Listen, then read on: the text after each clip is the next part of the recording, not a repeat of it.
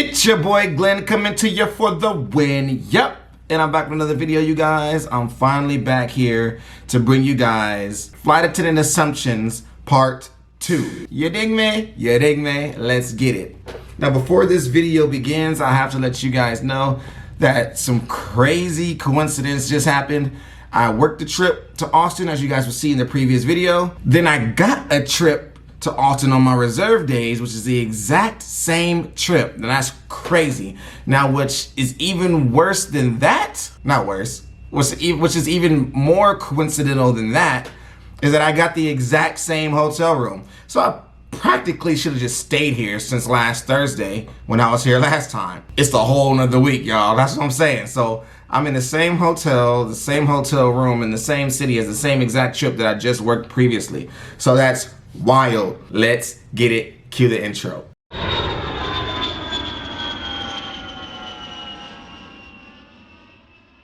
The first assumption that I am going to go with today is flight attendants drink a lot of coffee. Well, I'm gonna take my work to the hotel. No, that's not true completely, because I, for one, am not someone who drinks coffee. I don't drink coffee. And even on red eyes, I can still manage to survive them and not drink coffee. But flight attendants are people, and a lot of people do like to drink coffee. So I would say about 90% of flight attendants drink coffee, but not 100% of us, not all of us, because I'm personally one of them that don't drink coffee. So there you have it. Not everyone in the world drinks coffee. The next assumption that I'm going to bring forth to your attention is that we, as flight attendants, are always happy. I will say we are happy the majority of the time. Like, why wouldn't you be happy? We're getting paid to travel the world. We get to interact with new people all the time. But even if we were not happy or something happened to us in the situation, you would never know about it. We wouldn't show you guys if we were not happy or when we're not happy, or if we're dealing with something back home that's really eating us up inside. When we are in front of you guys, it's showtime. We're on stage. You're gonna get the best of us for the most part. There's some people who need a little more help than others, but for the most part, you're not gonna know if we're not happy about something unless there's something that's happening in the moment, right there on the plane, of an interaction with the passenger that just completely ticks somebody off. That's the only way I can see that you guys can see that we will not be happy. But other than that, majority of the times we are happy. The next assumption is that we have so much free time. And I would have to say you are correct. In many ways, in many instances. Like for now, I'm on a 31-hour layover here in Austin. This is technically me at work, but also with free time. What am I doing with my free time? I'm creating a video for you guys. So technically we do have a lot of free time. I could be doing anything. I could walk to the University of Texas. I can go get some food. I could go watch YouTube videos all day. If I had one and I brought it with me, I could play my video game and hook it up to the TV. I could just talk to my wife and kids on the phone all day. I could watch movies on TV. I can go to sleep. I can go to the gym. I can do a whole lot of stuff right now. Excuse me. And this is considered my free time. So yes, we do get a lot of free time. And what we decide to do with it, who knows? There's so many things that we can do, so many variations. But yeah, we do get a good amount of free time when we're in our job or in our setting. And then also, you can get free time depending on how you work your schedule when you're not working. You know, you can move your trips around to where you can back them up and have a week straight or 2 weeks straight of work and then have 2 weeks off if you want to. It all depends on how you want to work your system. Another flight attendant assumption is that we talk about our passengers. This is a here or there question or assumption, because of course we have to talk about our passengers if it's regarding their seat, or if it's regarding, you know, which passenger wanted this meal or wanted this snack or wanted this drink. Of course we have to talk about you guys. And that's pretty much all we do when we talk about you guys. Oh, passengers, be nice to your flight attendants. Another flight attendant assumption is that we work the entire flight. And for this one, I'm going to answer yes and no, because it depends on which route you're working. If you're working a domestic flight, then yes, we're working the entire flight, no matter what. We're going to always be visible and available in the aisles to help serve you guys if you have anything or any questions. But there's certain routes where you might be going international and we have a crew rest designated for us. And so then at that moment, that's a break designed for you, whereas other flights, they're not. With that being said, there's still always going to be flight attendants visible and available for you, just not everyone. Like half the crew will stay working, half the crew will go get a rest. You know, so yes, we're always working, and then no, we're not always working. So, you know, you understand, right? Yeah, you understand. Thanks. The next assumption is that we hate it when people ask us for snacks. What? What?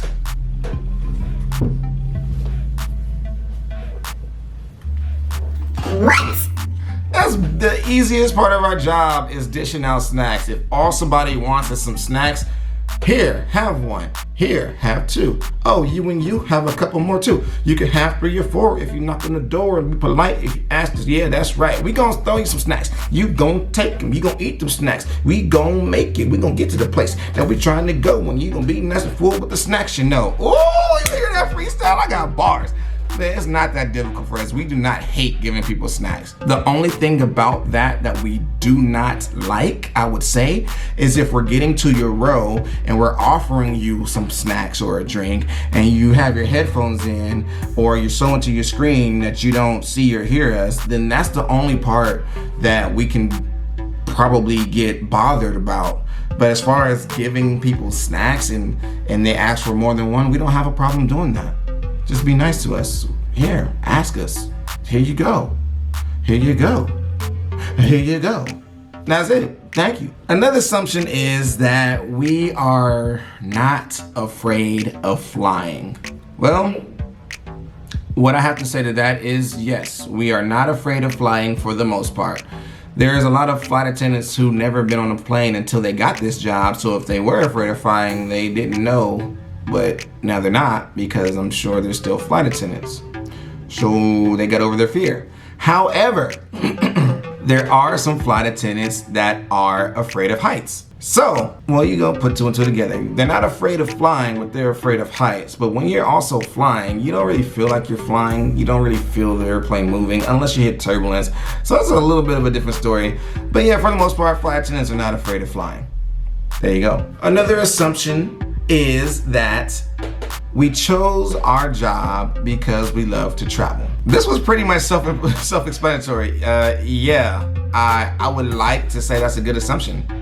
For the most part, most of us are here because we want to get paid to travel.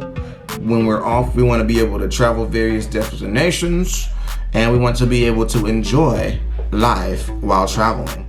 That's pretty much the main reason for a lot of flight attendants having this job, is to enjoy the perks of traveling. And besides the fact that most of us are people persons, and people persons or people. We're people. Are we people or are we people persons? Comment down below for people or for people persons. Or if you think we're both. Or we could be either, or we could be all, or we could be none of the above. You let me know. But yes, most of us are people. And of course, within being customer service based and having a knack for knowing that safety comes first, traveling is what it's about. That's where we're at, baby. Another assumption is that turbulence never bothers us. Well, I would have to say for the most part, that assumption is true, depending on the level of turbulence that it is. We actually welcome turbulence sometimes, you know, just to shake things up in our everyday routine. Honestly, I love turbulence just to see passengers' faces and see how they react to it. Like, is this wrong of me to say, like, I love the people who don't really fly that often and they experience a little bit of turbulence, they get a little scare face, but like, for me, I'm reassuring. I always reassure them that it's okay, that we're safe, it's just a little turbulence, we'll be okay. But just getting to see them experience it and see their faces change, it's kind of cool for me just to see it. I don't ever want anyone to be scared out of their mind, but I enjoy seeing that. But as far as turbulence never bothering us, the only way that it'll bother us is if it's really severe and we have our carts or our items out in the aisle. And then that's when it becomes a danger, and we don't ever want to have anyone put in danger. We want to make sure everything's secure. So if we're experiencing some severe turbulence and everything's put away and we're buckled in our jump seats, we're okay with it.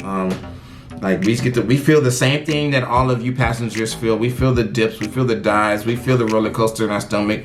We feel the, oh snaps, that really just happened, like whoo, but it leveled out. We know how the planes and things are built, and so we know that it's really safe up there.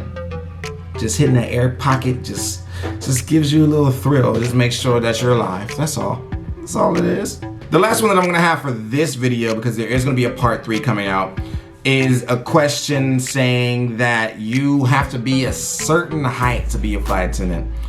And upon my few years of experience, I would have to say that's no, because I know some really, really short people who are flight attendants, and I know some really, really tall people who are flight attendants. So it's all about your ability to do the job. It's all about your ability to reach certain items, no matter how you have to do it. I've seen some impressive ways of how people get done what they need to get done for the job. And this might be incorrect, but I really feel like the people that I've seen, they found ways to make it work, and they're still hired with the job, with the company. So I would have to say, I don't think height is really a requirement when you're being a flight attendant. If you're super tall, it might be uncomfortable, but I don't really see that as a reason why they would turn you down for a job. So yeah, that's what I would think. I think if you have a passion for travel and being a flight attendant is something that you really want to do, I would say always go for it. Apply for it. Apply yourself to be the best person that you can be. And get those wings. But anyway, you guys, I love you all. You are my travel crew. Please don't forget to subscribe, like, and share to this YouTube channel. I'm Glenn Wynn. Once again, go ahead and follow me on Instagram and Twitter. It's also I'm Glenn Wynn.